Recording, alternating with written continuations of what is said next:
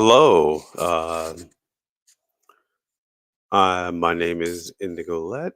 I am the social media coordinator and the treasurer of Strive, and this is Strive Sundays. So, what we usually do with Strive Sundays is we just have an hour where we go over uh, just different trends in queer news, any big news that's happened. Um, we also talk about we also try to connect with the community through this way. Um, and, we're on Facebook, we're on YouTube, and we're on Twitch. So if you want to see us on there, if you're watching it on either one of these, thank you so much. Um, we, so we're at Strive, we're based out of Pensacola, Florida, which is in the Gulf Coast in the South. Um, We are a trans activist organization, and what we do is we take donations from the people either through PayPal or either through um, uh, Cash App and things like that. And we take that money and we give it back out to the local queer and trans community, which goes to like clothing, housing, transportation, HRT, which is hormone replacement therapy, doctor's appointments, anything like that. We try our best to support the local queer and trans community in Pensacola, but also across as much as we can across the Gulf Coast. But what our four counties that we really try to support are Escambia, which is our county, Santa Rosa, which is the next county over, and then Okaloosa, and then Walton. So we do have um, we do have a resource list. So if you watch this later, or if you're watching this right now, we do have a resource list that you can watch, and you can ask us for. It's on our sorry, it's on our Instagram, and we you can ask us for it, or just if you're on Facebook or Twitch or whichever one, or YouTube. Um, you can ask us for it as well, and we'll send it to you. It has a resource list of doctors, primary care doctors, endocrinologists, therapists, and others who can help you, especially if you're starting your transition, or you just need, you're queer and you just need a doctor or a therapist. We have that as well. Um, so as of right now, later today at 8 p.m. there will be a drag show. It'll be Control Alt Drag, hosted by Tara. I think call it Tara Strong, Tara Tara Card. So Tara Card is hosting the Control Alt Drag. It's at the Handlebar. Um, I forget what street that's on, but if you just look up the Handlebar Pensacola on Google or whatever search engine you use, it'll show up the address and everything. And so though it will be there. I don't know if I'll be there. I got work tomorrow, so but Strive will be there um, at the drag show, and they'll be tabling. Oh, we'll be tabling. I'm sorry, we'll be tabling, and there'll be a drag show there. So if anybody wants to go to that drag show, you can. Um, I don't know if it's. I don't think you have to pay. I'm not sure. I think there might be a fee, but I'm entirely not sure about that. So I would look up the details about that part. But other than that, there is a drag show happening that day. Also on Monday, we will be at the Southwest Library. Um, I won't be there because of work, but we will be there at the Southwest Library at a council meeting with the library board, who are trying to not ban. I'm sorry, they're trying to take two library books. I forget their names. I think maybe one's Out of the Blue. I can't remember. Not Out of the Blue. I can't remember the two books, but they have two books that they're trying to put from the picture book section and the juvenile section of the library to put them in the restricted section because of their content that has, probably lightly touched queer trans issues. But most of these picture books are usually about, being yourself and trying to be just trying to expressing yourself. So we do have a library that is trying to, or the Escambia County library system is trying to take two picture books and put them in the restriction section. Um, so if you want to come out to that, the Southwest Library is on Gulf Beach Highway. So if you look that up, if you are in the Escambia County or in a county that's next to us, and you want to come to that, it will be at 4 p.m. on tomorrow, uh, July 22nd. So come out for that.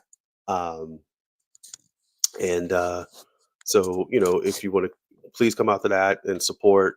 Strive will be out there. I think Helmore said, who's also running for House District 2 for the state, is out for that. There's going to be some other activists and stuff out for that as well. So you want to come out, speak your voice, say your piece. Um, Please do. We do have a Facebook post about it, and we do have an Instagram post about it. So if you go on our Instagram or Facebook, you'll see it, and you can learn more about it there. Um, and then I'm trying to think of any other announcements. I'm trying to think. Oh yeah, so we meet at Strive. We meet every Wednesday at the Black Cafe and Bookstore. Um, it's on MLK Boulevard. That street is like a fork in the road. It's right by the highway. Um, so we meet there. So if you want to talk with us, you want to conversate with us, we are on that. Um, we're on that street, and we meet 6 o'clock every Wednesday there. So if you want to come talk with us, we're there. Um, and we really appreciate it. Hold on, let me get my phone so I can kind of see if the uh, if the live stream is working. It looks like it is. It looks like somebody's on, but I'm trying to just make sure because I kind of usually do that before I get on. Um, Hold on, guys.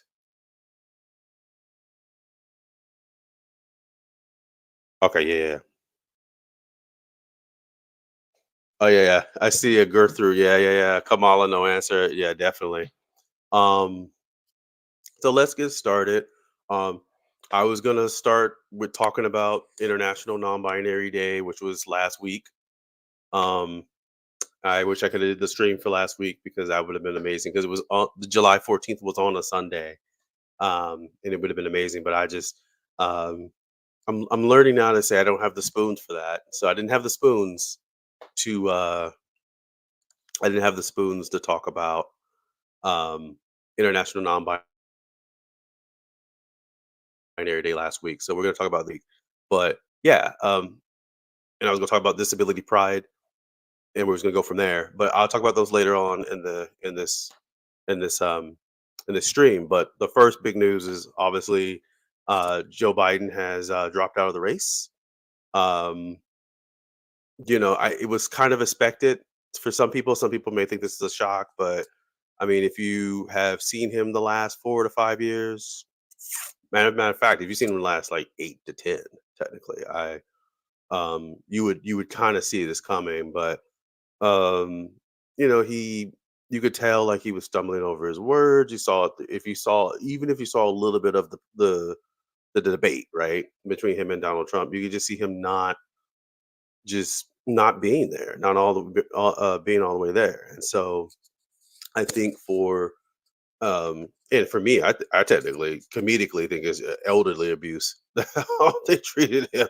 You know what I'm saying? Yeah, yeah. Gertrude was right. Like I mean, Ronald Reagan, especially during his second half of his Ronald Reagan's second half of his administration was pretty much gone.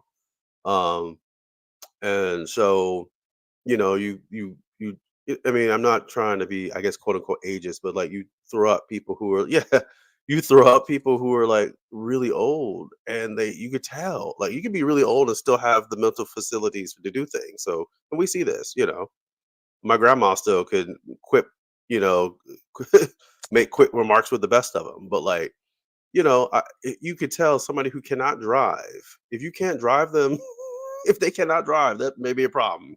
Say I just the problems start there, right? So it is something um to behold that like he was he was on his way out, and I thought they were going to wait until the convention. I don't know when the Democratic National Convention is because the Republican one just happened. Um, I think it's in August. I want to say it was.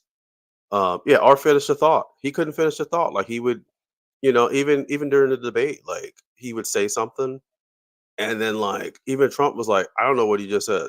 I don't know what the bro just said. Like I don't know what the ending of that was. Like I don't. What did he say? Right? So it just seemed like you just dragged this man out here. And so he's out. They're looking to push Kamala. I think people totally forgot Kamala tried to run back in I think 2016, if I'm not mistaken. Maybe even 20. Well, not 2020. Yeah, maybe in 2020 actually, if I'm not mistaken. And she really didn't even get to the first state. Right. Um, Obviously things change. You are the vice president, and now you're being pushed up to be the front runner. But I do think she has her own problems as well. Like she originally technically was a cop. So like not a cop as like the regular cop, but like she was a prosecutor, if I'm not mistaken. And so she put laws into place in California about truancy, which is basically if your kid ditches school, there's punishment for the kid, right? Obviously, you can see that happening. That's it does. You don't want to do that, but her truancy laws were like, not only the kids are going to be punished, your parents going to be punished. But if the parents working full time or the parents homeless in their car, right, and they're trying to make ends meet and trying to do things, sometimes and the school's also not helping either, because the school doesn't have enough money because we're having schools funded by property taxes, right?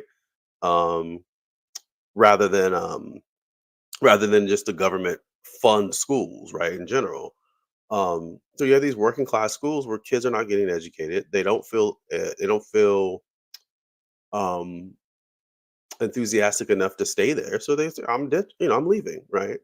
And so they're not engaged enough because there's not enough around them to be engaged with, right? And so now they leave, and now it punishes the parent. The parent's going to jail for that. For that, right? So her laws were really bad in California, and so I don't. My thing is, it might be a close race. I don't think. I just think Trump might edge it out. That's my thing. Because he, I just think the attacks towards Kamala is just going to be horrendous. And it's going to be it will borderline racism, and we're going to all have to stick up for her in that regard, but not in her policies. It will be because they're going to racially attack her, and I mean, like, again, you can attack her for her policies, but people usually go, yeah, exactly. Yeah, her record was terrible for people of color, and that's why a lot of black people, especially black people, didn't vote for her, didn't care for her, because immediately right when she did that, um, right when she started doing that, a lot of black and brown people were affected, and poor, and I'm sure, and a lot of poor white people were affected by those laws. Like I said, your kids, you try to do your best with your kids, and the school tries to do their best, but they don't have enough resources. You don't have enough resources, so the kid decides to go, "Hey, I'm out." Right? The kid shouldn't do that, but they do, and so there needs to be things in place to protect kids, and also better funded schools to make kids want to stay and keep them engaged, with doing things, field trips, for example, going to museums, things like this, right? They start cutting back all the programs. Kids don't have enough things to do. So they say, "Oh, I'm going outside the school to go do things," right? Exactly. And so now, and then you punish the parents for that. So again, that's why, she was horrible in California for that. So yeah, I just think we'll see what happens in these next few weeks. I'm sure the DNC, the Democratic National Convention comes up. We'll see we'll see how they manage this and what they're gonna do with this. But um, I just say, look, um, you're just gonna have to, I for me, you do what you want. If you're gonna vote, you're gonna vote. You don't vote, don't vote. Honestly, but I think for the rest of us, we need to, yeah, that's what I'm saying. We need to rethink schools altogether. I used to go. Funny enough, I used to go to a Montessori school when I was in elementary. It was a Como Montessori Magnet. It was in Texas, Fort Worth, Texas. So, um, yeah, I went there from kindergarten all the way to 6th grade. So, and it was a nice time. Like, we had different lesson plans and the way we did it. It was the class. So kindergarten had its own class.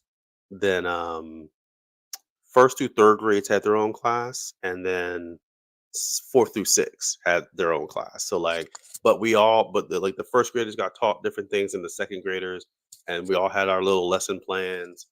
Um, and it was great. And we didn't have like the traditional like 30 seats in the classroom. It was like we all had like different stations from like different subjects, and we had to go around, and learn from those stations. And then for the first half of the day, then we had recess, then we did it again.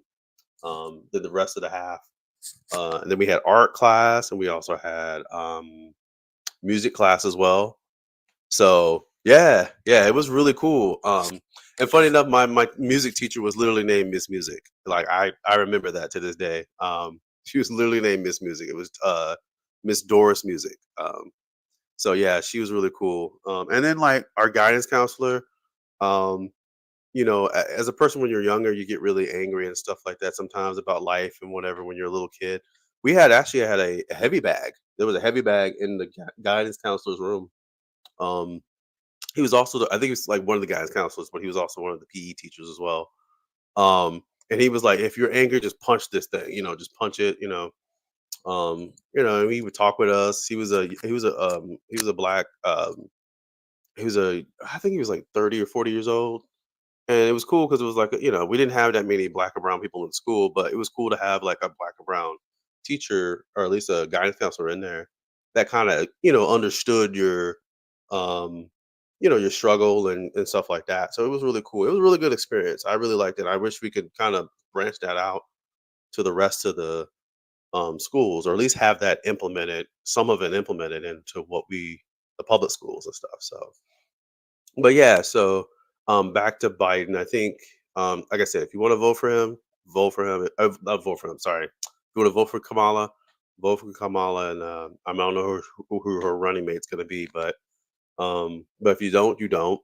I know for the state, our state of Florida, excuse me, there is Amendment 3 and Amendment 4, which are, I think Amendment 3 is marijuana, and Amendment 4 is abortion. So, um, and I think they don't go as far as they should, but they are a good, quote unquote, placeholder for what I think marijuana doesn't legalize it fully, if I'm not mistaken. And I think Amendment 4 extends the weeks on abortion. Because right now, I think you only get like 6 weeks to do an abortion in Florida right now. Like, it's 6 or 8 weeks or something like that. Um, they changed the law in their last session. And so between now and between the election, you only have so much time. And that's really effed up for a lot of people who can have children. Um, you know, and I'm like, 6 weeks is not enough time. 6 weeks not enough. I don't think. I don't know. I can't have children, but from what I know, a lot of people who can, 6 weeks is not enough time to even tell you can have a child, right? You're having one, right?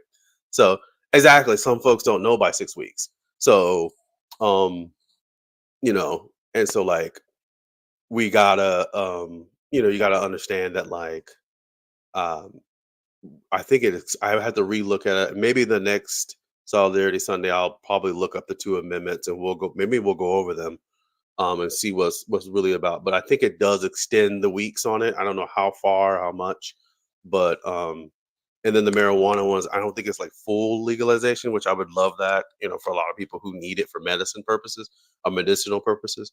But but I think it does a bit more than just what we have now, which is just medicinal marijuana. So anyway, if you want to vote for that, and obviously there's, like I said, Hale's running in District 2 um, against I think if she wins or they win the primary, they'll be going up against Alex Andrade. And so if you want to go for that, I think there might be some city council. So I'm not sure, but um, but for the rest of us who may or may not vote, I think there's a lot of just work that still needs to be done. So like I said, if you do what you want. I'm never not for voting or never for voting. I'm just like, hey, you're a person, you decide, um, and I support it. So, but yeah. Anyway, let's go over International Non-Binary Day. So that was last week. It was last Sunday. Um, and so let me get you to the screen here real quick. I gotta share the screen. Hold on. Where is my share screen? There it is. International. There it is. Okay. All right. I'm gonna play this real quick, and then we'll go over some celebrities that are non-binary, and we'll just over that. Hold on. Let me. July 14 is recognized around the world as Hold on. Is that loud enough? Let me turn it up a bit. Hold on.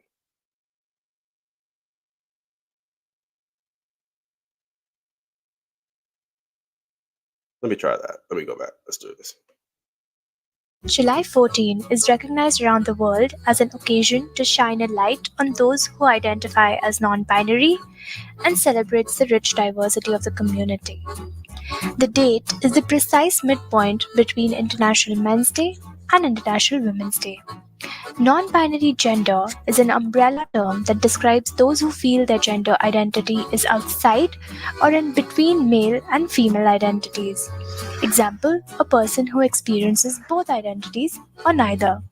According to a 2021 survey, 1% of adults globally currently describe themselves as transgender, non binary, non conforming, gender fluid, or in another way, rather than as male or female. Here are 6 ways you can be inclusive of non binary people at work and otherwise. 1. Put your pronouns in your email signature and social media profiles so that non binary people don't feel excluded in doing the same. 2. Instead of addressing groups of people with binary language such as ladies and gentlemen, try more inclusive alternatives such as folks, pals, or everyone. 3. Use words that define the relationship without implying gender. For example, parent, partner, child, a sibling. 4. Not everyone is comfortable with gendered titles such as Miss or Mr. If titles must be used, make sure to provide alternative ones such as Mix or Mux. Make sure that your workplace policies and documents use inclusive language. For example, use they instead of he or she, and avoid sentences that imply two genders. Where specifically talking about gender identity, make sure it is inclusive of non binary gender identities and not just trans men and trans women. 6. When highlighting LGBT people in your events or as role models, include some non binary role models too. Happy International Non Binary People's Day. Oh, okay. Let me get on. Okay. Yeah. So, um, yeah, I just found that video like a few seconds ago.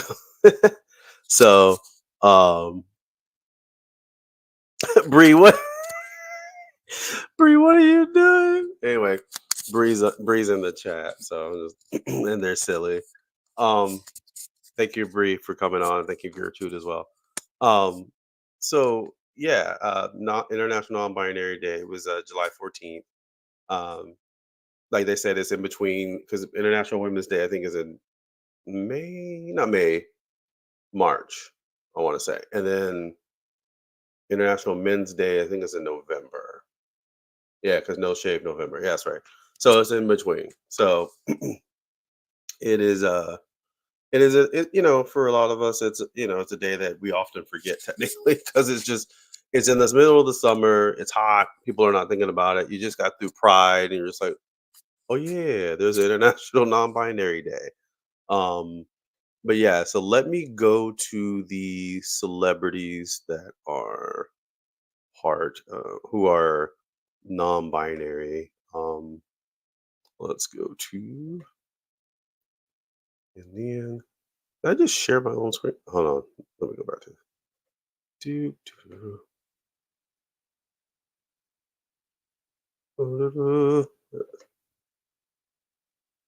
Yeah, there you go. March 8th for the ladies. November 19th for the moon. We're gonna call them the moon for yeah. A lot of times men, so also if you are feminine or a woman or AFAB, whatever you want to, however you feel. Um, yeah, and men come up to you like, dude, why there's a women's day, not a men's day? You can be like, bitch, November 19th is your day. Like, you know what I'm saying? It's the same thing when people go like, there's a Black History Month, but what about a White History Month? There's literally March is literally Irish Heritage Month. Get out of here. like, and like September, November, no, October is literally German History Month because Oktoberfest. Go somewhere, and I think Greek is like in the middle somewhere. Yeah, we do not care. Yeah, we do not care. Oh, me to the mums, but yeah. So, um, like you just need to tell people, okay? And then I think Mexican Heritage Month is like May, and then I don't know when. Oh no, Asia is May. Asian is May too, though. It's weird. Or is it Not Mexican? I think Latino is no, sorry. Latino is September, October, and Asian Heritage Month is May. So yeah. It's just like everybody's got a month. It's just, you just need to look it up. Like look up your beep, look up your All right. So anyway, let me share this uh 11 non-binary trailblazers uh, to know for non-binary awareness week. I think I'll see that, right? Okay. So it's NBC News. So, you know, no, I'm just kidding. It's NBC. All right. So 11 non-binary trailblazers to know for non-binary awareness week. Now, this is non-binary awareness week is actually later on in the year, right? It's like I want to say it's in October to November, somewhere around there. But the International Non-Binary Day, obviously is July 14th, but the week of it is later on. Anyway, I don't know why they do this. All right. So we talked about non-binary people being 1.2 million people, or 11% of the LGBT. Actually, let me make this larger for y'all because this is very small. There we go. So says an estimated 1.2 million people, or 11% of the LGBTQ plus adults in the U.S. are non-binary, according to 2021 research by the Williams Institute at UCLA School of Law. Younger people are more likely to identify as non-binary, according to the Pew Research Center data released in 2022, which found that 5.1 of adults younger than 30 are transgender or non-binary, including 2 who are a trans man or trans woman, or 3% who are non binary. Among 30 to 49-year-olds, 1.6 are trans or non binary, and among those 50 or older, 0.3% are trans and non binary. Non binary awareness week. Oh, okay. It is an awareness week. My bad. I'm got it wrong. There's another non binary awareness week later on in the year. I don't know.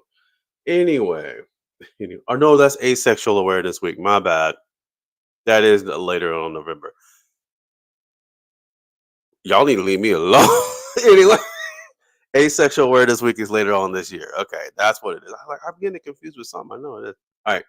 So non-binary awareness weeks begins in July 8th and ends on July 14th on International Non-Binary People's Day. Here are 11 non-binary people who have made history and blazed trails in politics, music, movies, and more. Okay. They have Bob the Drag Queen. If you don't know them, they are a musician. I know them a little bit, I think, through my friend, my comrade, Devin. Um, but let's go over it. Bob the Drag Queen, the alter ego of non binary actor and comic Caldwell to TDQ rose to fame in 2016 after being crowned America's next drag superstar on season 8 of RuPaul's Drag Race.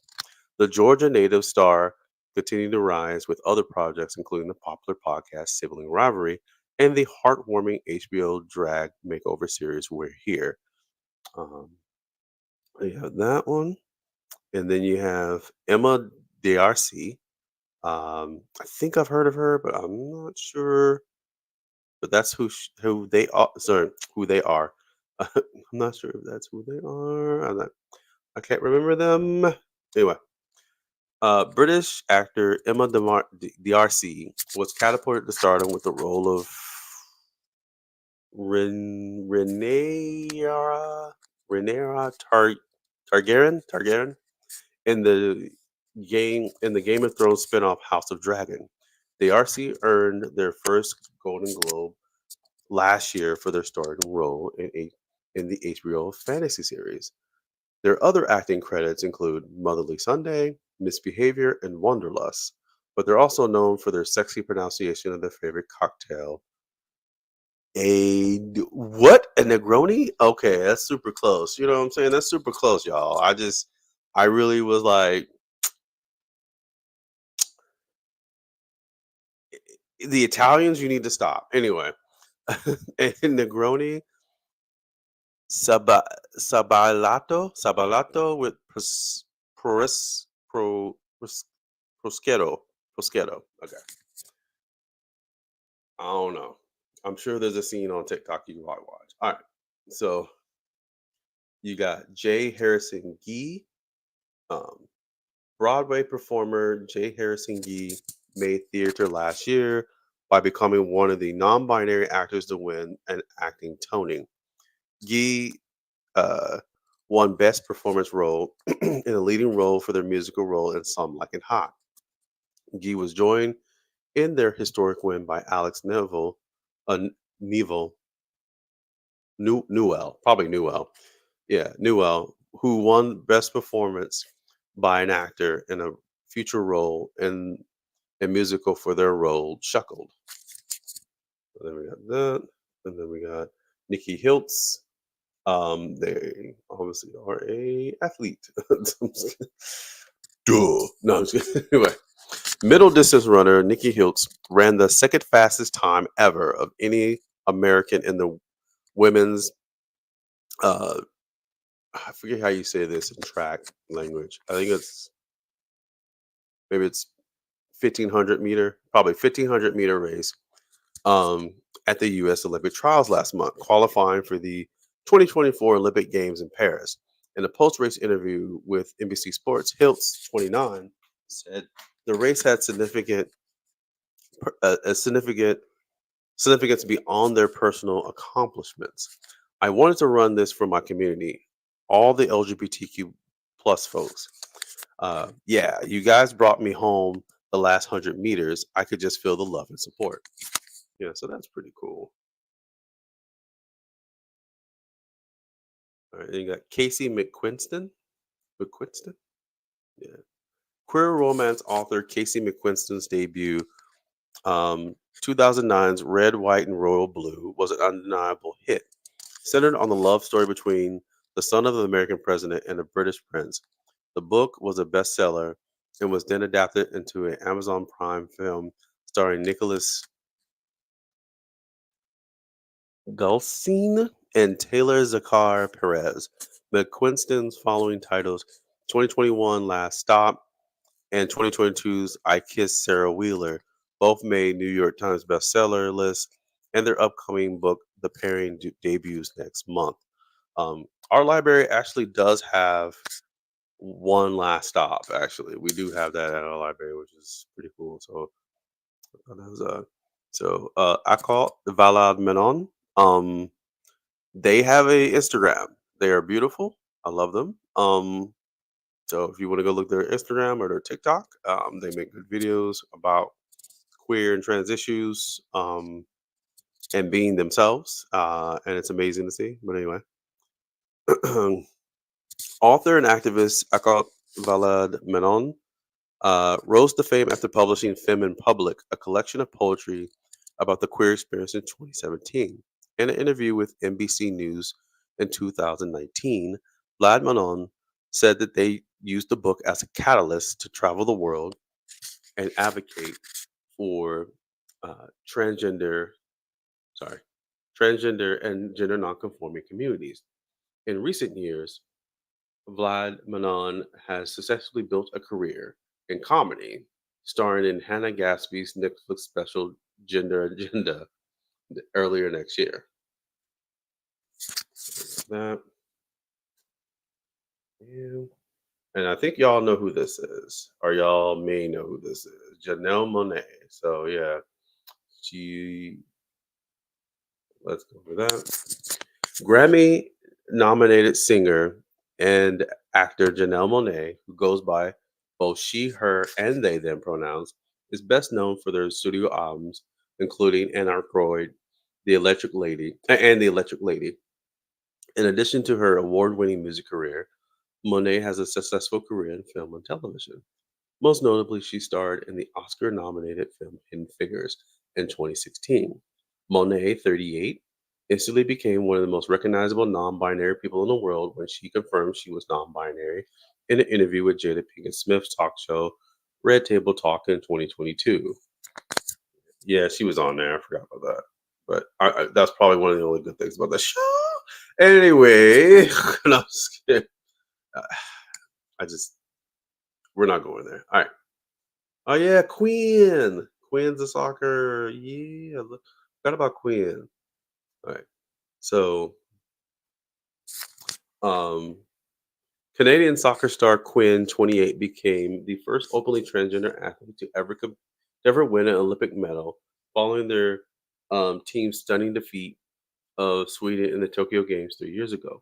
Quinn was one of the last three transgender or non-binary athletes to compete in Tokyo. This year, they'll be representing Canada once more on the soccer pitch at the Paris Olympics. We have Bella Ramsey. I think some people probably know who they are. I seen them before, but I totally forget. All right. Actor Bella Ramsey, 20, rose to fame as Lady Lana Monmouth in HBO's wildly popular Game of Thrones series. Oh yeah, they were that one girl who I don't know. I forgot the small girl, small not girl. I'm sorry, that one person who um the small person, they were a kid, but I forget their their name in the show. Um, I'm trying to think.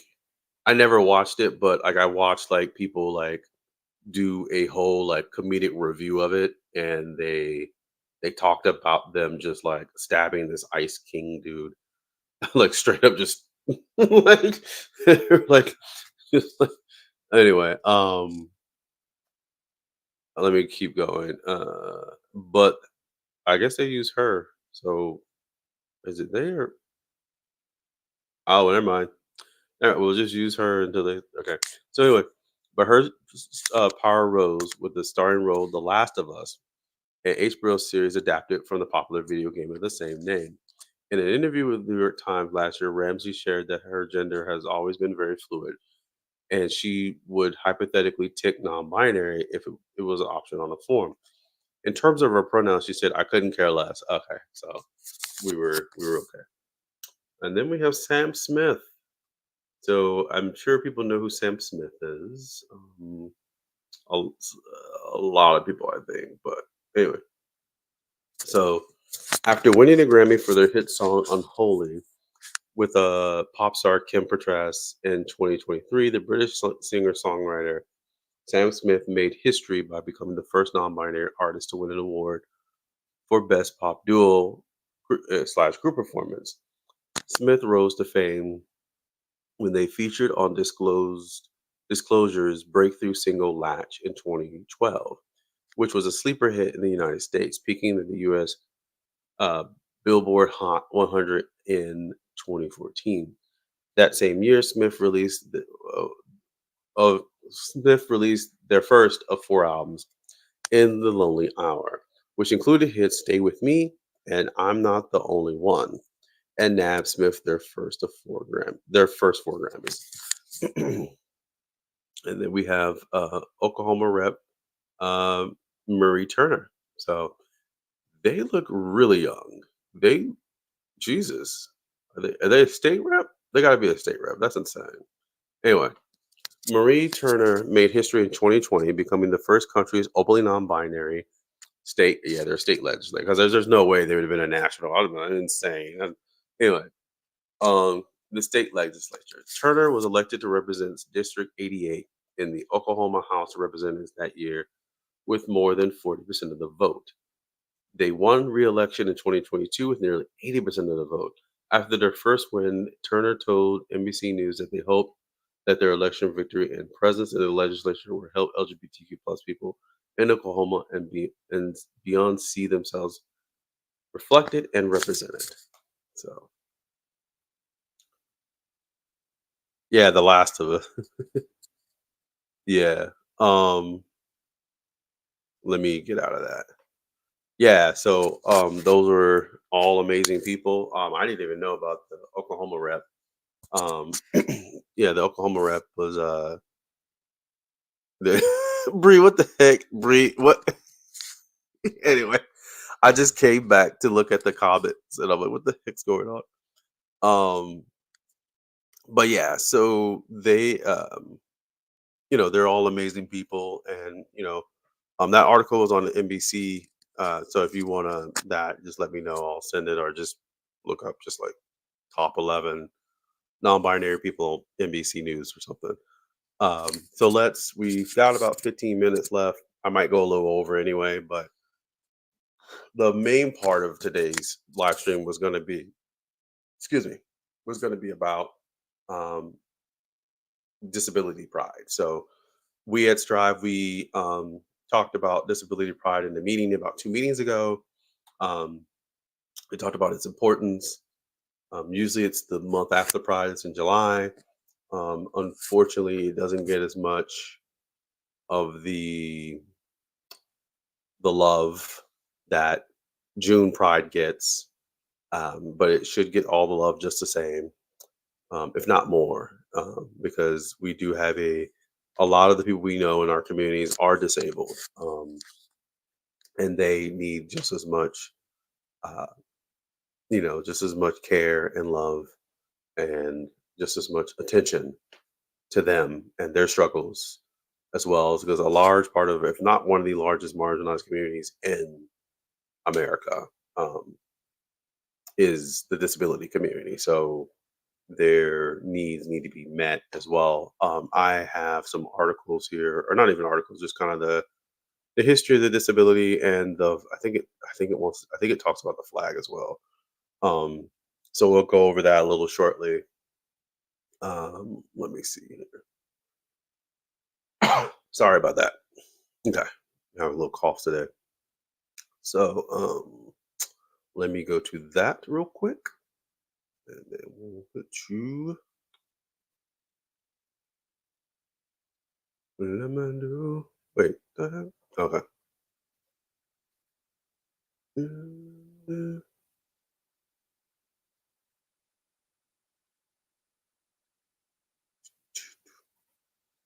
All right, so get off my screen. All right. Anyway, no. Um, So we're going to talk about the history of the disability pride flag because the disability pride flag look disability pride flag, sorry. Jesus Christ. The disability pride flag looks a lot different than the regular pride flag. The colors mean different things. Uh, and the history of it is fairly recent. It's not something that's like a long time ago there was people with disabilities and they created a flag and they also tended to be queer as fuck.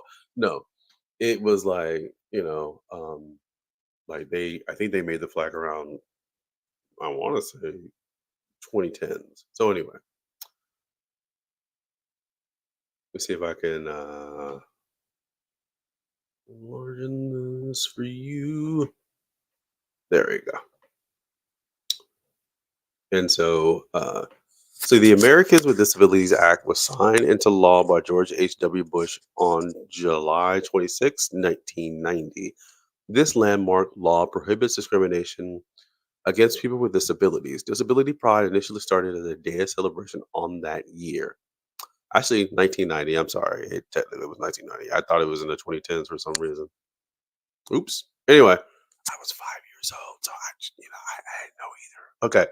So anyway, the the first official celebration of Disability Pride occurred in July 2015. I was correct.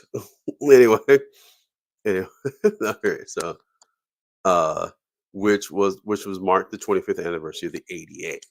Anyway, the original Disability Pride flag was created in 2019 by writer Anne McGill, who has cerebral palsy. Flags can be raised Flags can raise awareness and are a symbol of solidarity, pride, and acceptance, and the Disability Pride flag has no exceptions. McGill attended an event for the 20th anniversary of the ADA and was disappointed that it was confined to the basement and the grounds of the Independent Living Center instead of out in the public. The experience motivated her to create a Disability Pride flag. The flag brightly colored zigzag stripes over a black background. The zigzags represented how people with disabilities have to maneuver around barriers all around the barriers they face. However, when viewed on a phone or a device, the designs prompted symptoms in individuals with triggered disabilities. So, like if you have, I want to say like epilepsy, maybe. Um, yeah. So, at the same time, the community offered suggestions. McGill refined the visual elements with these suggestions in mind. The new version straightened the stripes, muted the colors, and the stripes were also reordered to accommodate people with red green color blindness, like me. No, I'm just kidding. No, I'm not kidding. I am colorblind. It's real. I think it is red, green. Like reds and browns to me look very similar. Like I will literally fight Ron Burgundy. I will fight you because you wear burgundy shirts and I can't literally tell if it's brown or green. I will fight you. I'm just kidding. No, but it's wild. Just like um I have a lot of friends who are a lot of artists and I just go I can't see the beauty of your painting because I'm colorblind. I have gotten colorblind glasses. Luca has given my significant other Luca has given them to me for my birthday, and it was really nice. I do still have them, and I still do use them to play video games and like look at art and stuff. But it helps, definitely helps. Like for example, I first put them on. I did not know that the Whataburger was that orange because when I looked at the Whataburger before without the glasses, it looked like oh, just a a really just regular orange. It's a regular orange looking building, and people are wearing like regular orange shirts. I put on those glasses. I was like, oh my god, it's really orange in here, right? So anyway, um, so there's that. But anyway, here's the new flag. The flag is considered a collaborative design effort, with McGill saying the new design truly represents the community because the community came together to solve a problem. McGill waived her copyright and entered the flag into the public domain so that everyone is free to use it and remix it. I love how they said remix it. We gonna remix the disability flag. The disability. Gosh, you know what? I'm making fun of people with stutters there. I didn't mean to do that. My bad. If you have a stutter, that's my bad. It's my bad. But I was just sounding like a record. I'm sorry. Ever disability flag. Anyway, so here are the new colors right there. So you see, like, there's a black background still. It's kind of faded. You get the green, you get the blue, you get the white, you get the yellow, you get the red. Yes, I could see it. You know, YouTube, I can see it. I can see this one. All right, anyway. All right. So each stripe has a meaning. So red, physical disabilities. Gold, neurodivergency. So that's probably almost everybody that's watching this video. No, I'm just kidding. All right. White, invisible disabilities and disabilities that have not been diagnosed. There's a lot of people who don't get diagnosed. Like, for example, the TISM. If you want to know if you have the TISM, unfortunately, it usually costs over thousands of dollars, especially as an adult. As a kid, I think it's cheaper. I think it is cheaper. I was diagnosed with autism at 2. So, but this is like 1987. So, like, it was probably fairly cheap for my parents to get, like, to see about a diagnosis, right? Keeping that real. So, um, but yeah, there's tons of people who are late diagnosed autistic, late diagnosed ADHD, late diagnosed bipolar, late diagnosed everybody. Everybody, everybody in the club late diagnosed. Everybody in the club misdiagnosed, right? So, um, you get that, right? Um, and so you have that, and then um, blue, emotional and physical. Sorry, emotional and psychiatric disabilities, including mental illness, anxiety, and depression. Everybody in the club got depression. No, I'm just kidding. But Panic at the Disco is real. It's real. It's a real story. No, I'm just kidding. Um, so yeah, you got emotional, psychiatric disabilities. Green is for sensory disabilities, including deafness, blindness, lack of smell, lack of taste, audio processing disorder, and other sensory disabilities. So you have that. And then the fade to black background is mourning and rage for the victims of ableist violence and abuse. The diagonal B band, or the diagonal band, I think they just misspelled that. The diagonal band cuts across walls and barriers that separate the disabled from normate. I want to say that's supposed to be normative society, also representing light and creativity by cutting through the darkness, which is epic. That's right, you're disabled, you're cutting through the darkness with the sword of justice. No, I'm just kidding. But no, it is really cool. This flag is really cool. For me, I love it. I love the flag. I love everything that it stands for. Um, I love the fact that people with disabilities, we all have our own, month. And I myself, let me see, I don't have any physical disabilities right now, knock on wood, but um, I am neurodivergent. I probably do have invisible disabilities that I don't know yet. Maybe not. So I don't know. Blue, emotional, yeah, definitely. Emotional, definitely. Green, sensory. I used to have sensory a little bit when I was younger. I used to have my nose was so bad. I couldn't smell anything with it. It was really, really bad. Like one side of the nostril would be like immediately. Let me let me go back out of here real quick. Hold on. So yeah, one one of the one of my nostrils would be like, nope, and then the other one would work, and then the other it would just switch off. It would go on. It would switch between. And so I actually had gotten surgery in the nose, not like a nose job, no, but I had gotten surgery to clear up the passageways, so I can smell better now. But it's still blocked a bit.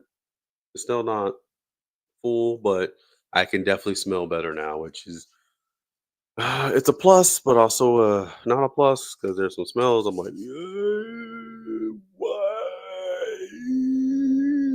But you know, I'm glad I'm able to smell stuff better now. Let me go back to this real quick.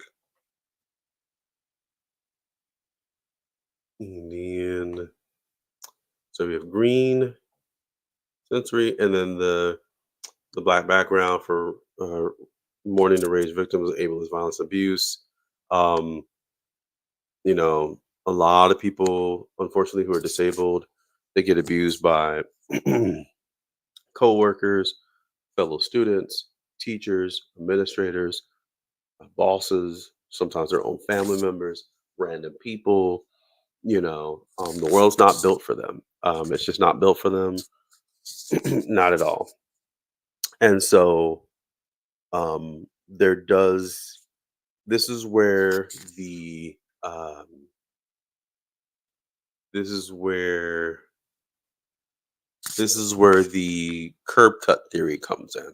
So the curb cut theory was made. I forget what it was exactly. The theory of it was exactly made, but curb cuts in the street was done in the 1970s. I think 1974 was when curb cut started to happen. And so what happened with curb cut is the curb cut theory is the fact that when the curb cut was made originally, when they started doing it on the streets, curb cuts were made for just people who, you know, in wheelchairs, the disabled, right? It was mainly for the disabled to get from the street to the sidewalk. Back then, before the curb cuts, if you had a wheelchair, unless you're rolling up really fast, or you're gonna have to get some help, somebody lifting your wheelchair onto the sidewalk. People who were on, older, you know, distinguished seniors, let's just say, who needed a stroller to get onto the cart, be onto the sidewalk, difficult for them, right? So the curb cut theory is the thought process of in the 70s, like I said, when you make the curb cut for the disabled, it also helped out more than just the disabled, right? If you were on a skateboard, it made it easier for you to get on the sidewalk.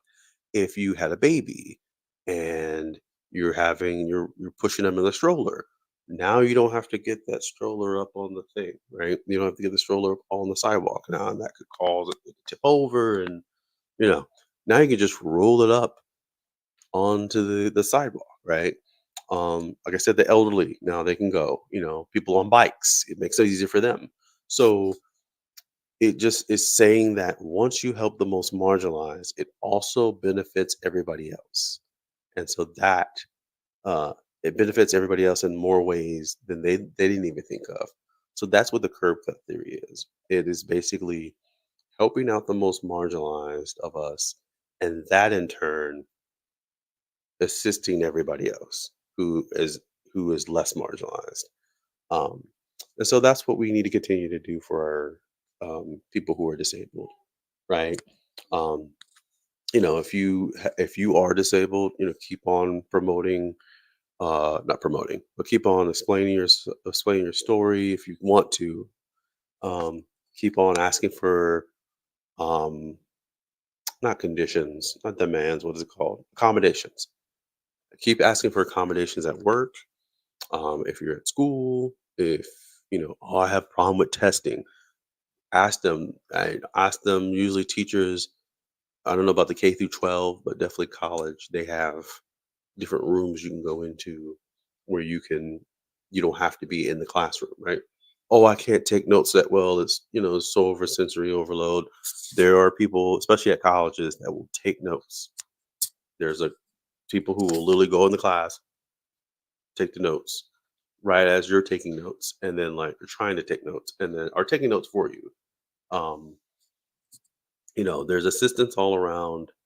Like I said, K through 12, I'm not so sure, but they need to add those in K through 12. Be honest, but again, um, if you're at work and you not just with the pronouns and all that, but if you're like, hey, I can only work this position for so long. I need to work in the back the rest of the time because it's over sensory overload, right? It's too much. I love the work here. But I just front cashier or front desk or whatever it is for this long, and then I got to go in the back. I got to take a break. Whatever it is, ask for those accommodations. The ADA is there for you to take those accommodations, and that is very important.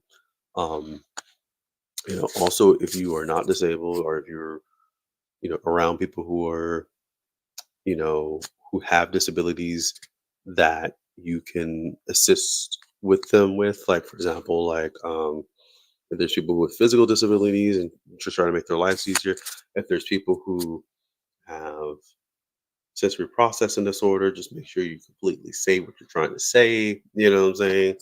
um and try to make sure if somebody's autistic around you, uh that's not right to say. If someone's autistic,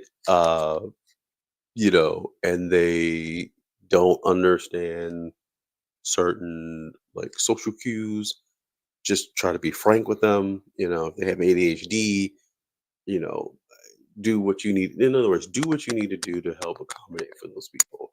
Um, and ask them like, hey, what can I do to help you with studying? Or hey, what can I do to help you with house chores or whatever? What can we do to make our lives both better? If you're in a relationship or if you have family members or friends who have disabilities. So um just look out for each other and love each other. Like I think a big part of revolution is love. It's loving each other and trying to be there for each other, um in our time of need, and not um just kind of like clashing against each other all the time about the most pettiest stuff. It is being there for us every day, and being there for us, being there for your family members, your friends, your coworkers, understanding their needs and trying to meet them and standing up for them, too, as well. Um, a lot of times they're nervous to say something. If you understand what they're trying to say, help them. Some people don't know how to say the words. They may not be in the right mind state. Um, Maybe they're panicking, having a panic attack, anxiety attack. You do the best you can to put the get good things around them to help them calm down. So, all that to say is, just constantly look out for each other and love each other and everything. So with that, we've ran over time. Um, so, uh, like I said, this is Strive. This is Strive Sunday. We I'm gonna try to come back in 2 weeks. Hopefully that'll be August, and then we'll do another set of news and stories and things like that. Um, we are on Facebook. Strive's on Facebook, Instagram, X, TikTok. We're on yes, sorry, it's Facebook, TikTok. I think that's it. Yeah, YouTube, Twitch. So if you have any questions of us, let us know. We will um, we try our best to answer. Um, and like I said, there is a drag show tonight at 8 p.m. That drag show will be Control Alt Drag, done by hosted by Terror Card. Go out to that. please, if you want to. I know it's Sunday, you know, but it'll be a good time. They always make it a good time there. Um, yeah. So we do have a community on Discord as well. So if you want to join us on Discord, um, we have a lovely queer and trans community full of just people who, if you have any questions or anything, they can help you. There's different channels, like a general channel. There's also um, like a group therapy channel, theory hours channel. Um, there's like a meme channel. There's just silliness and also seriousness and also just chilledness. And a bunch of group of people who love to just chill and hang out and talk and then have fun. So, and there's also group that tries to go out and do things. Actually, like they actually try to go do things and have fun. So, but yeah. So with that, I just want to say thank you for watching. Thanks to everybody who watched today. I really appreciate it. Um, and like I said, we'll be hopefully be back in 2 weeks. If you want to support us financially, we have a Strive Physical on Cash App, Strive Physical on PayPal. We also have um, a coffee, and we also have a Patreon. So if you want to support us monthly, with Patreon, we have a bunch of tiers, starting from $5 to all the way up to I think $50. But like I said, if you have the money and you want to donate to us, please and thank you. Really appreciate those who have and those who will continue to support us. So with that, I'm going to end the stream. I love you all, and you know, good night and keep up the fight, like Savvy says. Bye.